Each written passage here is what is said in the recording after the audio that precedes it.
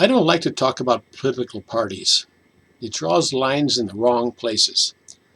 I like to talk about ideas and policies. Ideas and policies should be discussed on their own merits, apart from political parties and labels. In less than 2 months, we're going to have another election.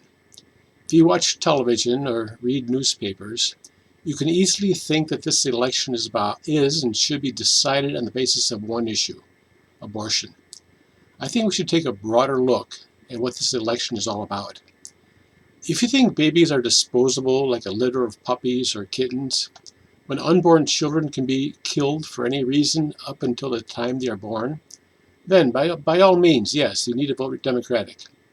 Republicans can't always get the details right, but they believe abortion cheapens human life, and they think our society has enough of that. In the last year, we have had 2 million people enter our country illegally. Yes, many of them claim to be refugees, but then they have been taught to say that. And practically speaking, almost all illegal immigrants are here to stay. Sure, many of them are nice people. The problem is that we don't know who's coming. No background checks, no medical exams. If you have a problem with any of this, you're going to have to vote Republican. If you believe that a country has the responsibility to know who is coming into it to live, and whether they have any serious diseases or evil intents, you're going to have to vote Republican. We are having the highest inflation in 40 years due to our government spending trillions of dollars it doesn't have. We're also spending $1 trillion a year just to pay interest on our federal debt.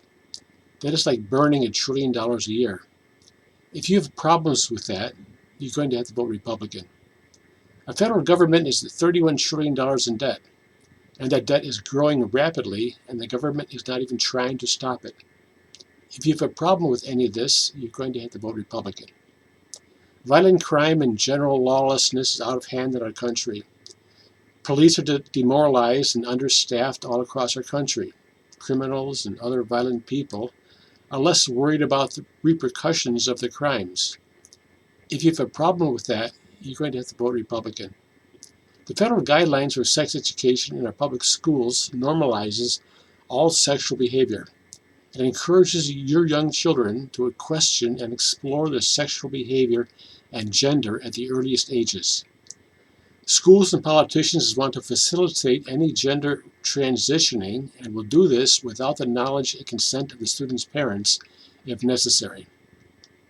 If you have a problem with schools sexualizing your children, you're going to have to vote Republican.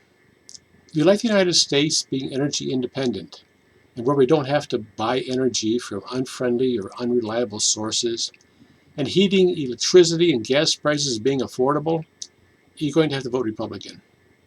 If you are proud to be an American, if you think the United States is the greatest country in history of the world, if you believe in the American dream, you're going to have to vote Republican.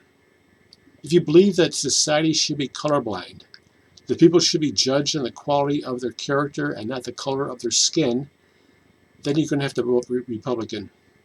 If you believe the best qualified people should get the job, you're going to have to vote Republican.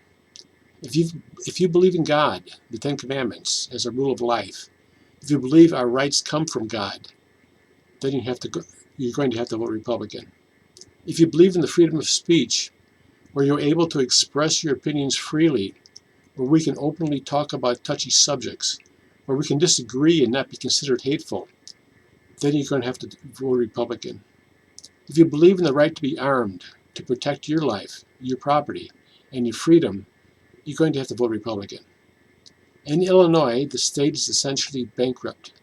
It is on a trajectory of exponentially increasing debt due to the pension clause in the state constitution. This will force every increasing tax burdens to pay for this.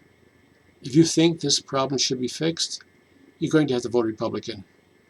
If you live in Illinois, you'll be asked to vote on a constitutional amendment to support workers' rights.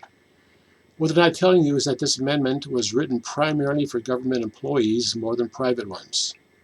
In Illinois, if you think politicians are enriching themselves and using government workers to solidify their control by enriching them all at taxpayer expense, then you're going to have to vote Republican. Years ago, choosing candidates to vote for was often a difficult task.